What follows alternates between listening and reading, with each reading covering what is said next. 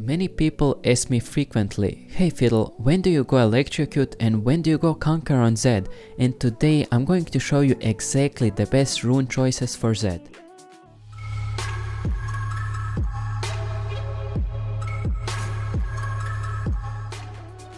In my opinion, the optimal way of playing ZED is using two different keystones, and that are Electrocute and Conqueror.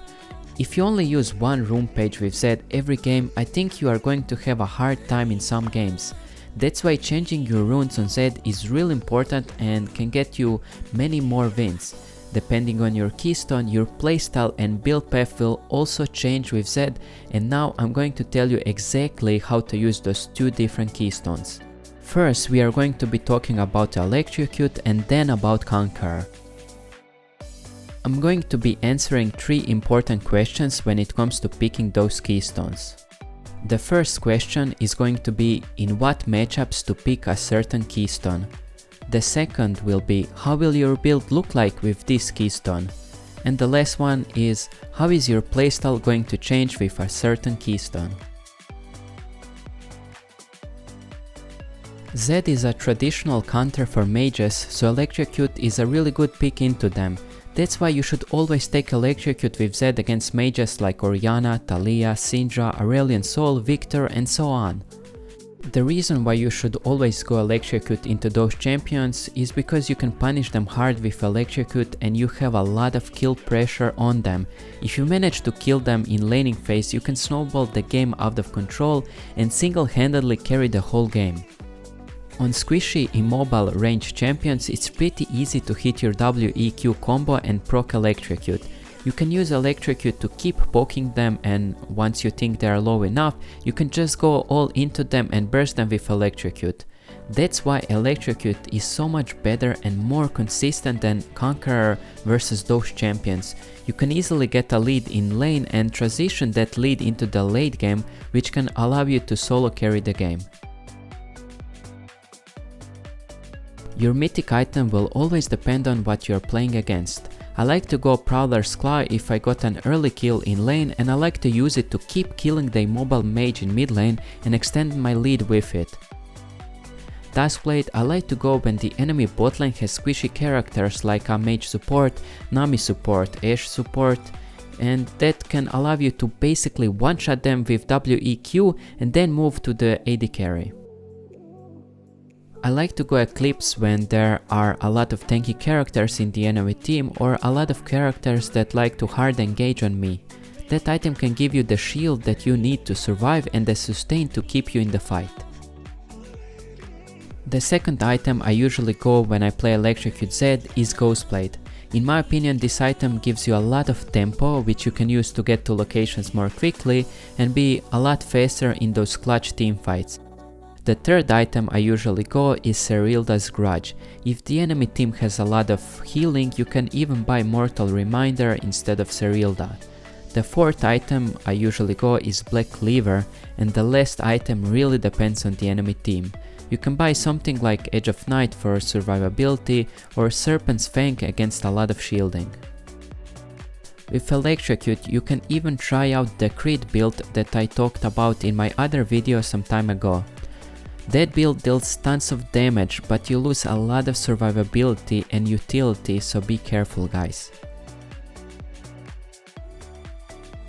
If you go Electrocute on ZED, you need to be a lot more careful when you go all in and pick your fights more accordingly. The point of Electrocute is to use your burst on a squishy champion like the enemy mid, support or AD carry.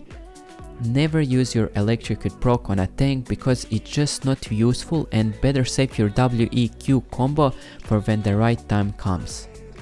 What I like to do with Electrocute is be really sneaky and go into bushes to find my next spray, especially when I'm really fed. You can just burst down any squishy target super easily, and that's what I do a lot of the times. In a teamfight, look to flank the enemy team and surprise squishy targets by coming behind them. The ideal teamfight would be if you can eliminate at least 2 squishy champions. So with Electrocute on ZED, just find good opportunities to use your combos on targets that you can burst down easily. Don't focus tanks, just do your job at eliminating squishy champions.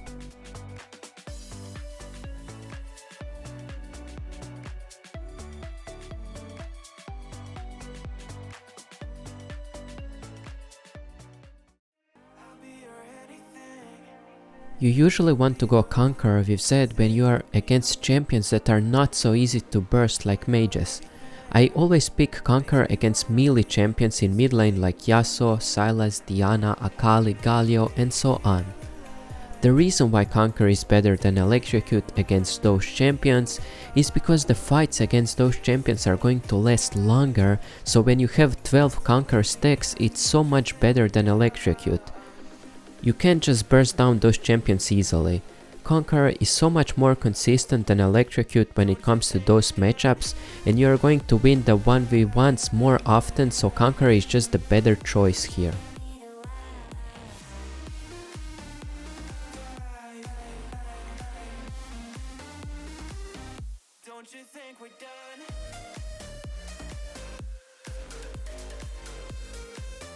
The first item that I buy when I'm playing Conqueror ZED is Hydra. A lot of people think Hydra is too weak now because it got nerfed hard, but that item is still super good when you're playing Conqueror ZED. That item is really useful for farming, and when you get to 40 stacks, you're going to have a lot of AD. If you go in a longer fight, you're basically going to win it since you are going to have so much AD from all the Conqueror stacks and Hydra stacks.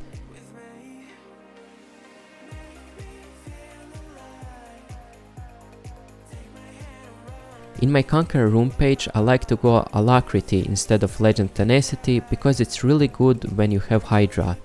One more benefit that Hydra gives you is that you can max W secondary instead of E.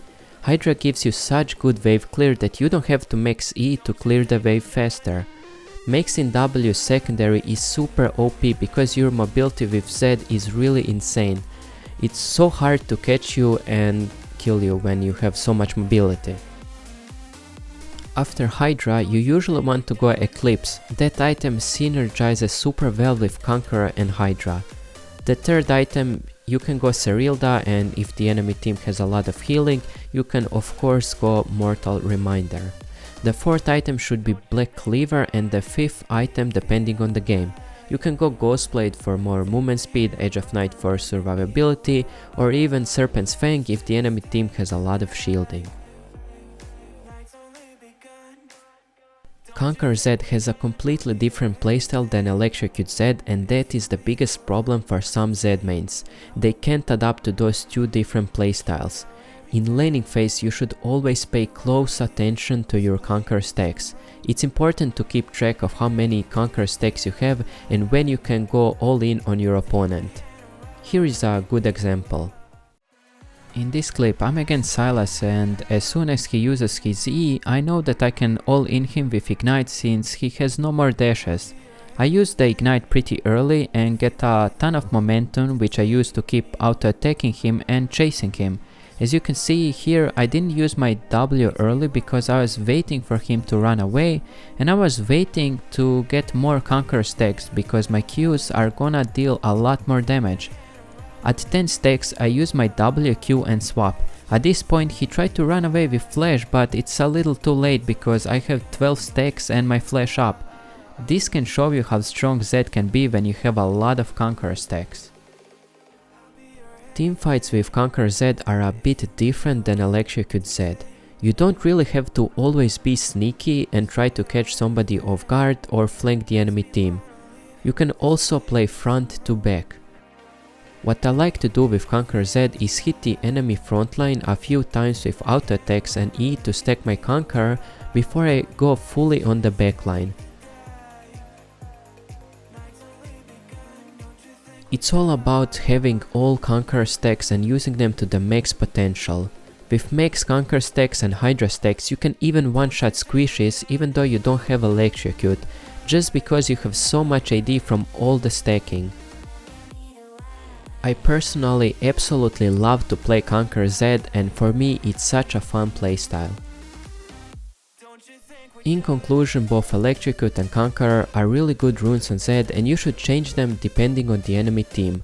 Both rune pages offer different playstyles and build paths. If you try to apply the things that I was talking about today, with some practice and time you'll understand how to use those two different rune pages.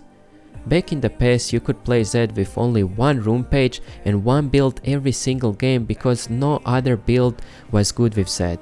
I think it's refreshing and nice to play Zed with two different playstyles, and I absolutely love that Zed can use more than one rune page nowadays.